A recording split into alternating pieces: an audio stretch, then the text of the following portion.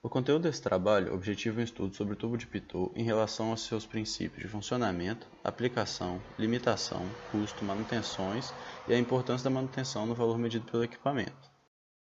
Primeiro, o tubo de Pitot foi criado em 1732 pelo físico francês Henri Pitot. Seu principal objetivo era medir a velocidade do fluxo de água no rio Sena, que atravessa Paris. A partir de então, o tubo de Pitot difundiu-se em diversas aplicações e evoluções decorrentes da primeira tentativa. Funciona basicamente como um medidor de pressão diferencial, necessitando para isso possuir duas pressões bem definidas e comparadas, a primeira antes da entrada do tubo, como pode-se observar na imagem, e a segunda exatamente na entrada do tubo. Utilizando a equação de Bernoulli, é possível determinar a energia antes da entrada e exatamente depois da entrada, como pode-se observar na equação abaixo, sendo 1 referente a um ponto antes da entrada e 2 exatamente na entrada. Sendo assim, obtém-se a expressão da altura do fluido em relação à velocidade. Porém, na prática, são utilizados sensores de pressão para determinar a diferença de pressão total, que é gerada onde o fluido entra diretamente, com a pressão estática. Essa diferença é chamada de pressão dinâmica, já que é gerada pela velocidade do fluido. Além disso, ela se mostra diretamente proporcional à pressão dinâmica. Desse modo, é possível medir essa pressão utilizando sensores e posteriormente softwares que mostrarão a velocidade em tempo real. Em geral, o tubo de Pitot é muito utilizado em aeronaves, tanto para medir a velocidade vertical quanto horizontal. Como se pode observar nas imagens abaixo, ambas mostram o tubo de Pitot em asas de aeronaves e também o funcionamento da mesma. Por outro lado, pode-se medir também a vazão em dutos industriais utilizando a placa de orifício e pressão diferencial quanto à vazão de rios. Além disso, pode-se também entregar o tubo de Pitot para determinar o perfil de velocidade de uma tubulação. Como pode-se observar na imagem abaixo, é possível deslocar o tubo de Pitot na direção radial e obter os respectivos valores de velocidade. A partir disso, cria-se uma equação do perfil de velocidade. Outras aplicações podem ser relacionadas com a medição de pressão, altitude e também auxiliando pesquisas meteorológicas. Pelo fato da medição do tubo de Pitot ser pontual, o valor medido é restrito à região medida. Dessa forma, deve-se levar em consideração a velocidade média. Além disso, não deve ser utilizado em nenhum local cujo fluido possua particulados, já que estes podem preencher a cavidade do tubo e atrapalhar o valor medido. Por outro lado, considerando também que a medição é pontual, deve-se utilizar para grandes canais, já que o perfil de escoamento irá interferir no valor de velocidade. Devido a essa variação, a precisão pode não ser suficiente para algumas aplicações. E por último, o tubo deve estar perfeitamente alinhado com o escoamento para evitar erros.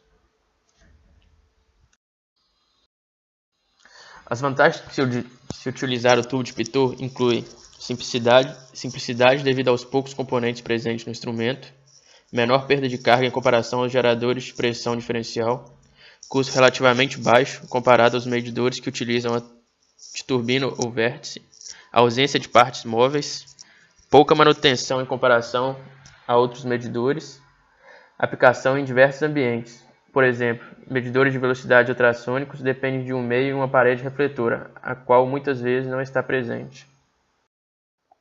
As desvantagens estão intimamente ligadas às limitações do tubo de Pitot. Entre elas encontram-se medições pontuais, partículas sólidas do fluido podem causar erros de medição ao obstruir a entrada do tubo, faixa de medição é restrita, baixas velocidades podem não alterar a pressão total de forma eficaz devido às perdas de carga.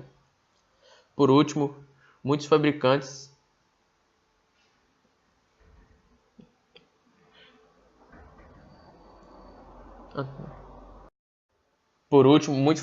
utilizam uma tecnologia própria, o que impede a padronização e gera necessidade de calibração dinâmica no campo.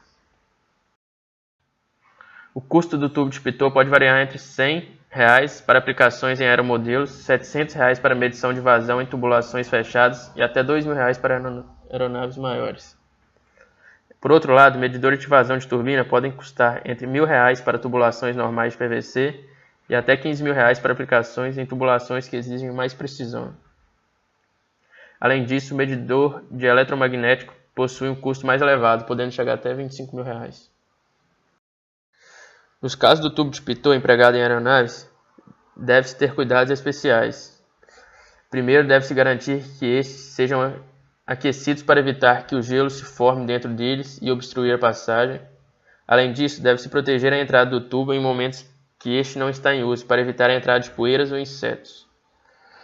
Por outro lado, deve-se garantir que em qualquer tipo de tubo de pitot não hajam vazamentos, os quais podem prejudicar o valor medido. E por último, a calibração é de extrema importância, já que o peso específico e a temperatura do fluido são variáveis que influenciam no valor medido.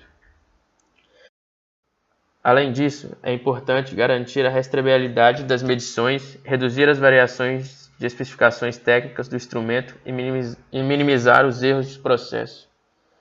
Primeiramente, isso pode ser feito levando em conta que a formação de gelo na entrada do tubo de pitot pode ocasionar a medição de velocidade zero, pelo fato de não haver pressão dinâmica.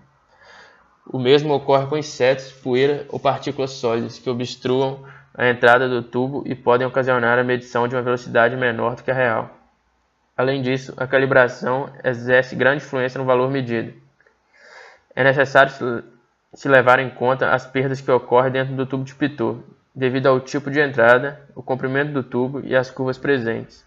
Caso não levados em consideração, o valor medido de velocidade ou vazão será menor do que o valor real. Também podemos considerar que variações do peso específico do fluido causarão variações de medição, já que essas características estão intimamente ligadas com a pressão gerada. Dessa forma, é de extrema importância conhecer previamente o peso específico do meio.